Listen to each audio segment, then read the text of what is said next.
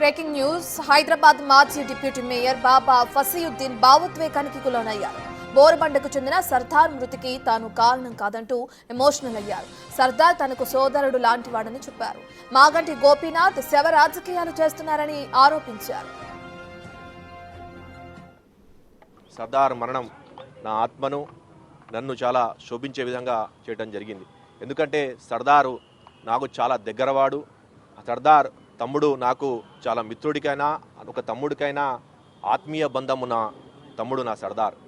అయితే ఆ రోజు జరిగిన వెంటనే నాకు తెలియగానే సర్దార్ ఇట్లయింది, నీలిమా హాస్పిటల్కు తీసుకుపోయిందని తెలియగానే వెంటనే యాక్చువల్గా నాకు సైనాస్ సంబంధించి ఆపరేషన్ కోసం డాక్టర్తో అపాయింట్మెంట్ తీసుకొని విజయ డయాగ్నోస్టిక్ సెంటర్లో 6 టెస్టులు చేయించుకుంటుంటే వెంటనే నాకు తెలిసింది సర్దారు నీలిమా హాస్పిటల్ ఇంటికి మీదకి పడిపోయాడు. నీలిమా హాస్పిటల్ సరద్నగర్ నీలిమా హాస్పిటల్ తీసుకుపోయిందని తెలియగానే వెంటనే నేను బయలుదేరబోయాను. టెస్టెస్ని విజయ డయాగ్నోస్టిక్ సెంటర్ పంజాగుట్టలో టెస్టును ఆపి కూడా నేను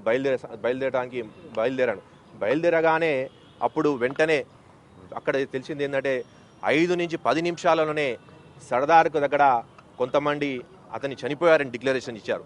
డిక్లరేషన్ అయిన తెలియగానే నేను ఇంకా స్పీడ్గా పోదామని బండి ఆ టెస్టులు కూడా ఆపుకొని బయలుదేరుతుంటే మళ్ళా దగ్గర ఎర్రగడ్డకు రాగానే అక్కడ మా వాళ్ళు కూడా మా పార్టీకి సంబంధించిన వాళ్ళు, మా బస్తీకి సంబంధించిన వాళ్ళు, సర్దారు కుటుంబ సభ్యులు, అదేవిధంగా మా మిత్రులు కూడా పోయారు.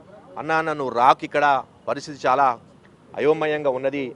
అందరూ కూడా రౌడీ షీటర్సు, అక్కడ ఉన్న బోరబండలో ఉన్న కొంతమంది స్థానిక రౌడీ షీటర్లు, అదేవిధంగా ల్యాండ్ గ్రాపర్సు, అదేవిధంగా ఫైనాన్సర్సు, 10 రూపాయలు 20 రూపాయలు మిత్తి నడిపించే ఫైనాన్సర్లు అందరూ కూడా గుమ్మిగూడారన్నా, నీ మీదనే అసత్య ప్రచారం చేస్తున్నారు, దయచేసి ఇక్కడ రాకన్నా, ఈ పరిస్థితి బాగాలేదు, నువ్వు జర దూరంగానే ఉండని చెప్పారు. లేలే అట్లా ఏమున్నా పర్వాలేదు, నేను వస్తాను నా తమ్ముడు కూడా చూడడానికి, ఎందుకంటే చనిపోయారని చెప్పి చివరి చూపైనా చూడాలి, నా తమ్ముడు కోసం సర్దార్ కోసం వస్తా అంటే వద్దన్నా అని చెప్పడం జరిగింది. అప్పటికి నేను దగ్గర పోయడం ప్రయత్నం చేసిన, కానీ అసాంఘిక శక్తులందరూ కూడా అక్కడ చేరుకొని నన్ను రానియకుండా మొత్తం అడ్డుకునే ప్రయత్నం చేశారు. అంటే లా అండ్ ఆర్డర్ కంట్రోల్గా ఉండాలని చెప్పి వెనక తగ్గాను. అదే సమయంలోనే ఒక కొత్త వాతావరణం సృష్టించి స్థానిక ఎమ్మెల్యే మాగంటి గోపీనాథ్ ఆ యొక్క ఆత్మహత్యను లేకపోతే యాక్సిడెంట్ తెలియదు కానీ దాన్ని మొత్తం చిత్రీకరించి శవ రాజకీయాలు చేసే విధంగా సర్దార్ మరణానికి నేనే కారణం అన్నట్టు సృష్టించ జరిగింది.